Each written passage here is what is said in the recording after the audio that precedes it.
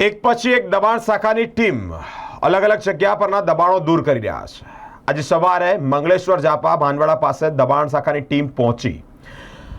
મહત્વની બાબત એ છે કે દબાણ શાખાની ટીમ અને પોલીસ વચ્ચે કોઈ તાલમેલ જ નથી, એટલે કે સંકલનનો અભાવ જોવા મળ્યો।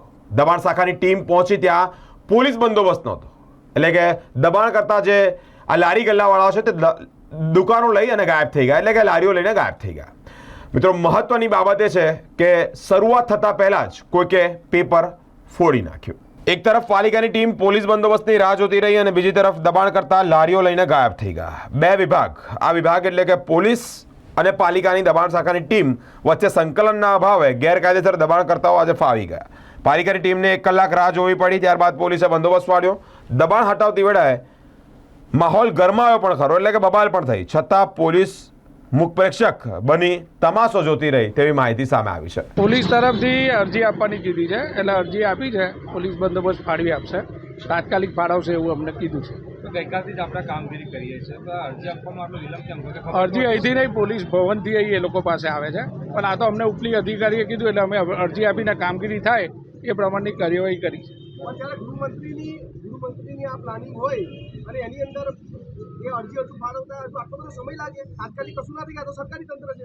અમે આવીને ઊભા અરજી કીધી એટલે અમે આપી છે, એટલે એમનો પ્રોસિજર કરે એ પ્રમાણે ફાળવશે। તમે આયા તમને લાગે છે એવું કે તાત્કાલિક તમને અરજી ફાળવી આપશે એવું કીધું છે। તમે આયા ધક્કો પડે એવું લાગે, કેમ કે તમારા આવતા પહેલા દબાણો દૂર થઈ ગયા। પોલીસ વગર અમારી કાર્યવાહી ના થાય, કાયદો વ્યવસ્થા જળવાય એ રીતે સુવિધા પ્રમાણે મળે એટલે અમે કાર્યવાહી કરીશું। એ બંદોબસ્ત મળે ત્યારે હટાવું ને દબાણ બંદોબસ્ત કેમ નથી મળી રહ્યો? બંદોબસ્ત આપે છે, તૈયાર કરે છે, કાગળ કાર્યવાહી ભાગે છે। તમે કેટલા વાગે તમે આઈને ઉભા છો? કેટલા વાગે આઈને ઉભા છો? ભાઈ તો તમે હું બધા લઈ કરો ભાઈ કેટલા વાગે આઈને ઉભા છો? કેટલા વાગે આઈને ઉભા છો? કેમ તમે ભીગી બિલ્લી કેમ બની ગયા? ગભરાવાની વાત નથી, પણ મને કીધેલું છે કે પોલીસ બંદોબસ્ત મળે પછી કામગીરી કરવાની છે, તો પોલીસ બંદોબસ્ત લઈને જ જાવ ને, વગર પોલીસે તો મારે કામગીરી ન કરાય ને ભાઈ। મારી સેફટી રાખવાની છે ને। પોણો કલાક જોઈ સંકળનો કેમ અભાવ છે? હવે એ તો મારા ભરત જે ડાયરેક્ટર ઇન્ચાર્જ ડાયરેક્ટર આદેશ આપ્યો એટલે હું આવી ગયો। માનો છો કે દબાણ તમારી ટીમ આવી ગઈ પણ દબાણો તો હટી ગયા? દાદા જોઈશું, જો અમે કાલની ગલીઓમાં ક્યાંક હશે તો કાઢી લઈશું। બીજા દિવસે કેમ આવું અભાવ કેમ જોવા મળ્યો સંકલનનો? પોલીસ શું કરી રહી છે? તો પોલીસ શું કરી રહી છે? પોલીસ એવું કહે છે કે લેખિતમાં બાંહેધરી આપો તો એને કલાક એના માટે જ અમારે અહીંથી પોણો કલાકથી પોલીસને દબાણ હટાવવામાં ઇન્ટરેસ્ટ નથી? ના, એ મને ન ખબર પડે, એ તો મને તમારો શું હોદ્દો છે કોર્પોરેશનનો? હું ઇન્ચાર્જ ઈઆરઓ અને દબાણ ઇન્સ્પેક્ટર। વડોદરામાં જે પ્રકારે તપન પરમાર જે પૂર્વ નગરસેવકના પુત્ર હતા, ત્યારબાદ તેમની હત્યા કરવામાં આવી હતી તપન પરમારની, તેને લઈને હવે તંત્ર અને સરકાર પણ જાગી છે। ત્યારે વિવિધ વિસ્તારોમાં વડોદરા શહેરના દબાણ તોડવાની કાર્યવાહી હાથ ધરાઈ છે।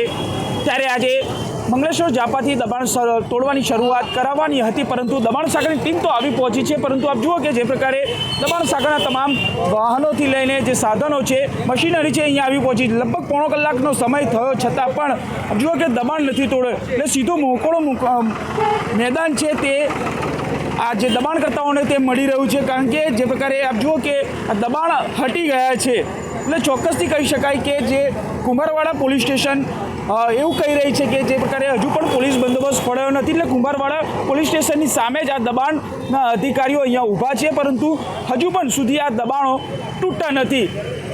તેને લઈને સીધું મોકળું મેદાન જે દબાણકર્તાઓ છે, લારી ગલ્લાવાળો છે, તેઓને મળી રહ્યું છે, ને તેઓ દબાણ જે પોતાના દબાણો છે તે જાતે દૂર કરી રહ્યા છે ને દબાણના અધિકારીઓથી બચવા માટે તે પ્રયત્ન કરી રહ્યા છે। ત્યારે આ સંકલનનો અભાવથી હવે જોવાનું રહ્યું કે આ દબાણ અને પોલીસનો જે સંકલનનો અભાવ છે ક્યારે દૂર થાય છે ને આ દબાણ શાખાની ટીમ ક્યારે આ દબાણકર્તાઓ પર ત્રાટકે છે, કારણ કે જે પ્રકારે પોણો કલાકનો સમય વીત્યા હોવા છતાં પણ જે દબાણની ટીમ છે એ પોલીસનો અભાવના કારણે હજુ પણ આ દબાણ તોડી નથી શકી।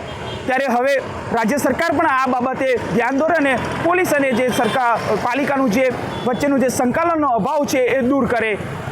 કેમેરામેન નિહારની સાથે Surat Solanki, spark today news, Vadodara.